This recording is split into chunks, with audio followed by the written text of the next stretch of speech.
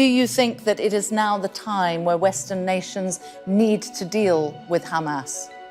Well, I think it's about time for the Western nations to stop the unconditional support, both moral and financial, and in fact political, to Israel. The issue, once again, it's not about Hamas. This reductionist approach of reducing the struggle of the Palestinian people since 1948 to only Hamas is very problematic. Hamas was only founded in 1984. There were decades of suffering before Hamas ever existed.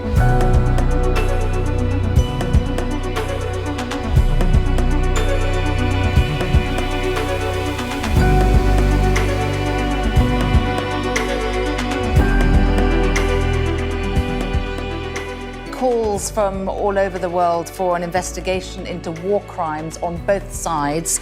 The United States says any war crimes investigation will imperil the ceasefire. What do you think?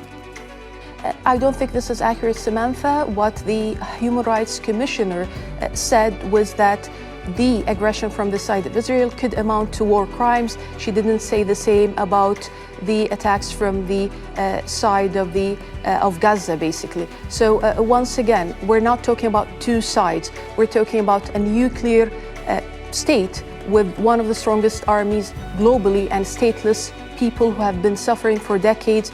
Samantha, those kids were killed, basically, from the side of the Palestinians. Those are not Hamas, and not only, by the way, the Palestinians. Do you remember Rachel Corrie, the American activist, who was killed by the Israelis in 2003?